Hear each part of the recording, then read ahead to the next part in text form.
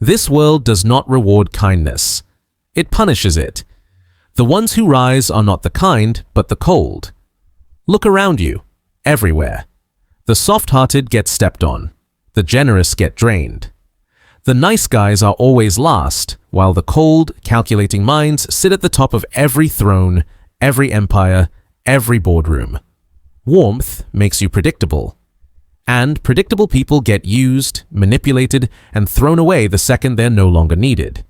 But coldness makes you feared. It makes you respected. It makes you untouchable. And today, I'm going to reveal 7 Machiavellian lessons that will turn you into someone dangerously cold. Someone who cannot be manipulated. Someone who cannot be exploited. Someone who cannot be ignored. These are not just theories from a dusty book written 500 years ago.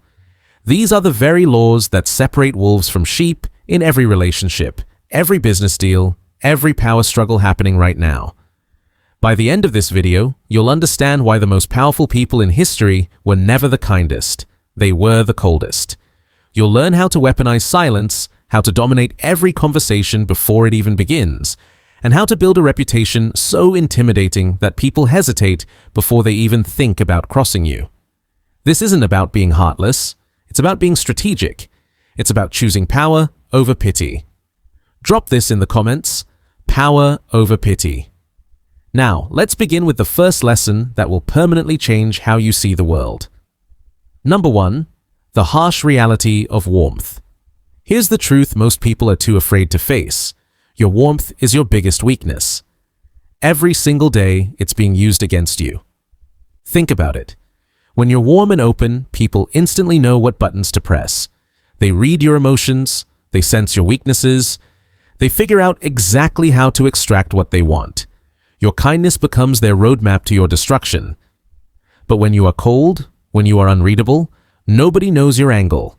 Nobody can predict your next move. And that unpredictability is power. They can't use your emotions against you. And that uncertainty, that's where your power lives. Let me paint you a picture. You've got 2 friends who both want to borrow money from you. Friend A comes to you with tears in their eyes, telling you about their problems, making you feel guilty, pulling at your heartstrings. They know exactly which emotional buttons to push because you've shown them all your soft spots. Friend B simply states their situation, explains exactly what they need the money for, gives you a clear timeline for payback, and accepts whatever decision you make without trying to guilt-trip you. Here's what happens with friend A. They get the money because you feel bad saying no. But when it's time to pay you back, there's always another sob story, another crisis, another reason why they can't pay you yet. Your warmth made you an easy target. Friend B. They might not get the money immediately, but if they do, they pay it back exactly when they said they would. They respect your boundaries because you've shown them that you have boundaries. This isn't theory. This is human nature. We respect what we can't fully understand. We fear what we can't control, and we promote what we respect and fear over what we pity. Machiavelli once said, "He who is the cause of another becoming powerful is ruined." Think about that. Every time you make someone else powerful at your expense, every time you say yes when you should say no, every time you help someone who wouldn't help you, every time you show all your cards, you're setting yourself up to be discarded. Your warmth isn't making you loved, it's making you useful. And useful people get used up. The dangerous truth is this: nice people are used, cold people are obeyed. Warmth invites exploitation. Coldness commands respect. From today forward, understand that every interaction is a power dynamic. Either you're gaining power or you're losing it. There's no neutral ground. Your warmth is giving away power that you should be keeping for yourself. Now, I want you to drop this affirmation in the comments. Coldness protects me. Number 2, the cold genius mindset. Most people live their lives as victims of circumstance. Something bad happens and they ask, why me? They get betrayed and they cry about it. They fail and they make excuses. But cold minds think differently. They don't ask, why me? They ask, how can I use this? They don't see betrayal as tragedy. They see it as intelligence gathering. They don't see failure as defeat. They see it as data. This is the cold genius mindset. Everything that happens to you is information you can use to your advantage. Got betrayed by a friend. Good. Now you know exactly who they are and what they're capable of. That's valuable intelligence. Got passed over for a promotion. Perfect. Now you know the game being played and can adjust your strategy accordingly. Got your heart broken? Excellent. Now you understand the cost of vulnerability and can protect yourself better next time. See how this works. While everyone else is crying about their problems, you're collecting data. While they're playing victim, you're playing chess. The key is to kill your victim mentality completely. Victim mentality is warm thinking. It's emotional, it's reactive, it's weak. Cold thinking is strategic, it's calculating, it's proactive, it's powerful. When something goes wrong in your life, instead of asking, "Why is this happening to me?" start asking, "What can I learn from this? And how can I turn this to my advantage?" This shift in perspective changes everything about how you move through the world. You stop being reactive and start being strategic. You stop letting other people's actions determine your emotional state. You become someone who turns every obstacle into an advantage and every setback into a setup for a comeback.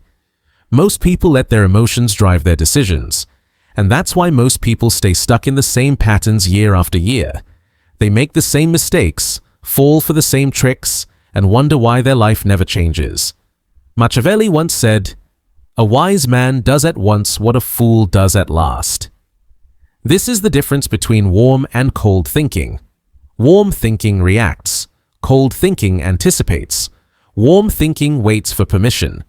Cold thinking takes control. Instead of getting angry when someone disrespects you, you calmly cut them out of your life and watch them scramble to figure out what happened. Instead of complaining about unfair treatment, you document everything and use it as leverage when the right moment comes. Instead of being hurt by someone's lies, you let them keep lying while you gather evidence of their dishonesty for future use. Every betrayal becomes a lesson in human nature. Every setback becomes a test of your resilience. Every disappointment becomes fuel for your determination to never be caught off guard again. The cold genius doesn't waste emotional energy on things they can't control. They save that energy for the moves that actually matter. They study patterns, predict outcomes, and position themselves to win regardless of what chaos surrounds them. Every betrayal becomes intelligence. Every loss becomes calculation. Every failure becomes evolution. The cold genius doesn't waste time on emotions that don't serve them. They upgrade fast, adapt quickly, and always stay 3 steps ahead of everyone who's still stuck in their feelings. Drop this affirmation in the comments. I upgrade fast. Number 3. When emotions betray you, your emotions are lying to you. Every single day, they're feeding you false information that's keeping you weak, keeping you vulnerable, and keeping you from the success you deserve. The reality is, your emotions evolved to help you survive in caves, not to help you thrive in boardrooms. Your emotional responses are designed for a world that no longer exists. And in today's world, emotions are a liability you can't afford. Think about the last time you made a decision based on how you felt in the moment. How did that work out for you? Chances are not very well, because emotions cloud judgment. They make you focus on comfort instead of results. They make you choose what feels good over what actually works. But results never lie. Results don't care about your feelings. Results don't care about fairness. Results only care about what actually happened, not what you wished would happen. This is why cold minds trust results over emotions. They don't make decisions based on how they feel. They make decisions based on what works. They don't choose comfort, they choose effectiveness. Let me give you an example. You're in a relationship with someone who treats you poorly, but you love them.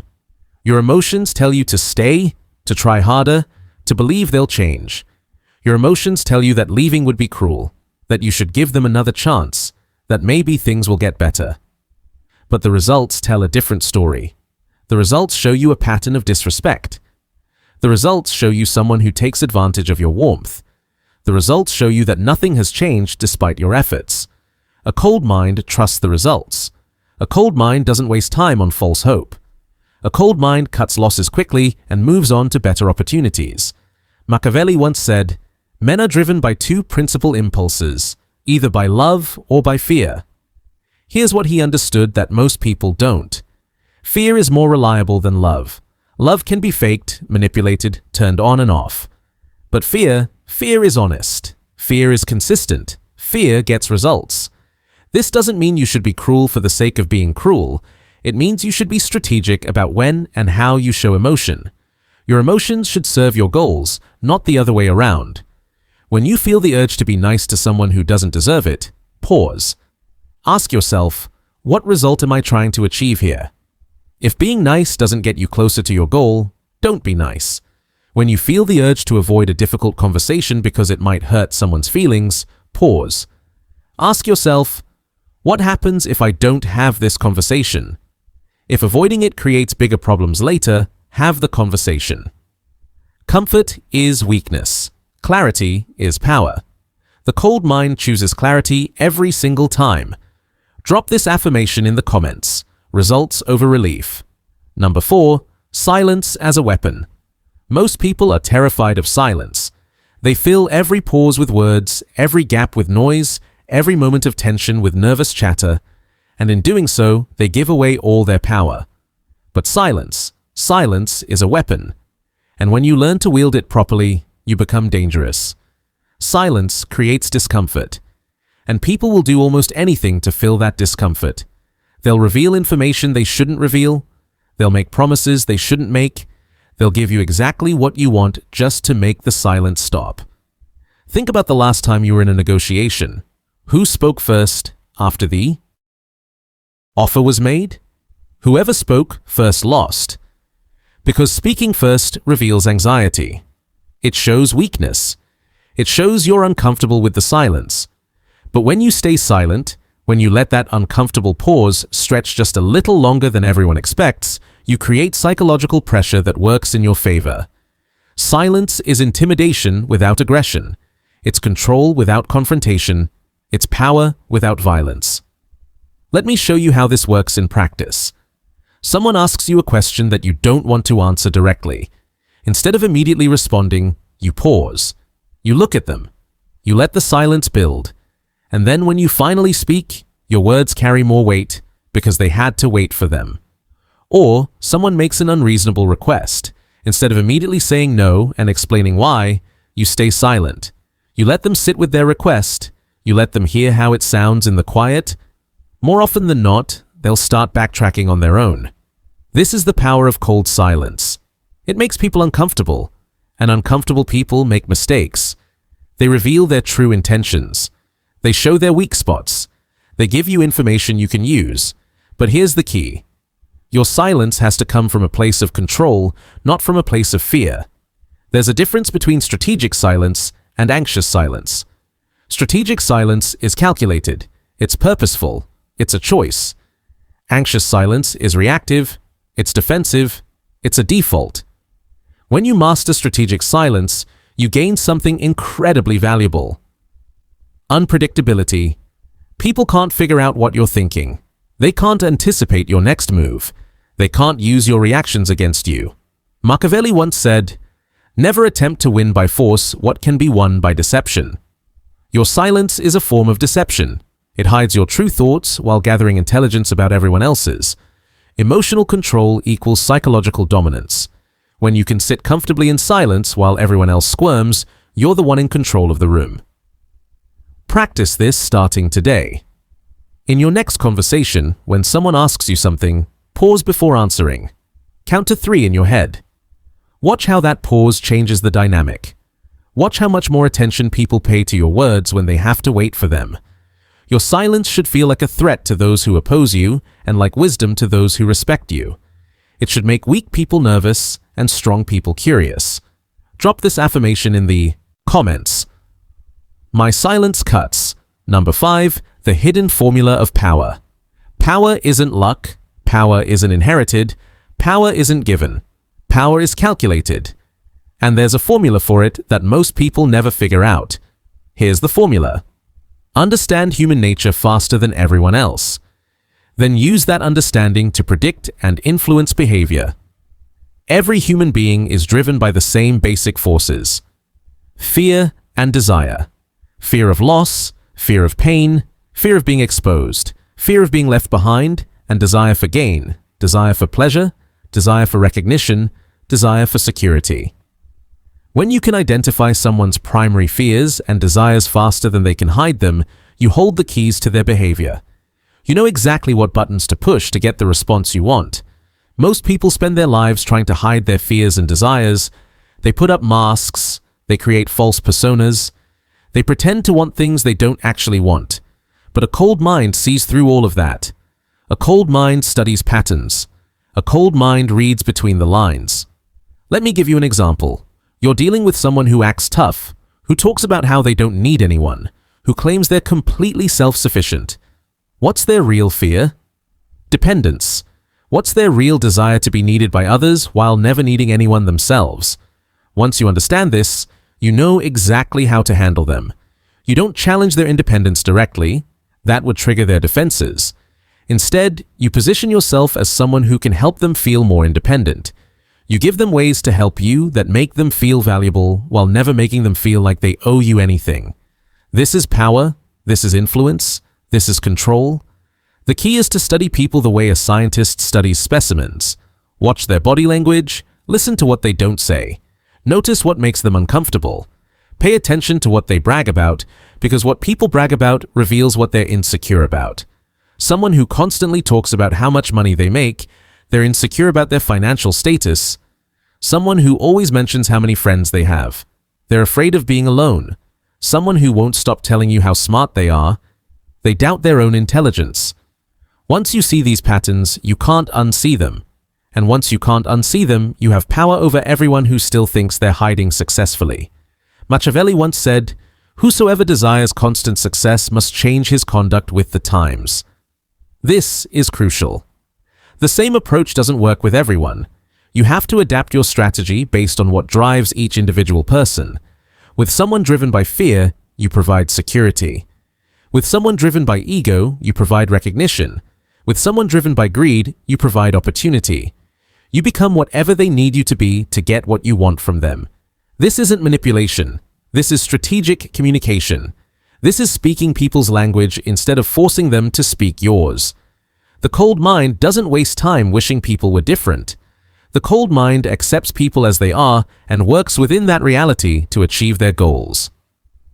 Start practicing this today. Pick 3 people in your life and try to identify their primary fear and their primary desire. Watch how they behave, listen to what they complain about. Notice what they spend their time and money on. The patterns will become obvious once you know what to look for. Now, I want you to drop this affirmation in the comments. I calculate power. Number 6. Reputation is armor. Your reputation enters the room before you do. It shapes how people speak of you when you're absent. It decides whether they treat you with respect or dismiss you. Most believe reputation is about being liked. They're wrong. Reputation is about being feared and respected. Respect comes only when you're seen as someone who cannot be touched. When your reputation walks ahead of you, you don't need to fight every battle. You don't need to argue for your worth. You don't need to waste energy proving yourself. People already know. Think of the most powerful figures you've met. Not just the richest, but the most influential. What do they all share? People hesitate before crossing them. They calculate the price before disrespecting them. They know that to oppose them is to pay a cost. That's what a cold reputation creates. Consequences without you lifting a finger. But here's the mistake most make. They think building reputation means being loud, aggressive, or dramatic. That's childish. Real power is silent. Real power doesn't need to shout. Real power is sensed, not declared. The deadliest person in the room is often the one you overlook, until you need them or until you foolishly underestimate them. They never burn energy on petty wars. They ignore small provocations. They wait, choose their timing with care, and when they strike, it's decisive. That's the reputation you need. Quietly competent, patiently strategic, ruthlessly precise when required. How do you build it? By keeping promises even when it hurts. By never making threats you won't fulfill. By talking less, doing more. By fixing problems, not making them. And when someone crosses a line, you answer with measured precision, not weak emotion. People begin to notice. They realize you're not ordinary. You're not the type who talks loud but acts small. You're not the one making excuses when life turns hard. You are the one who delivers results, calmly, efficiently, relentlessly. Machiavelli once said, "The first way to judge a ruler's intelligence is to look at the men around him." Association matters. The company you keep reflects your standards. Weak allies make you weak. Surround yourself with mediocrity, and you will be judged the same.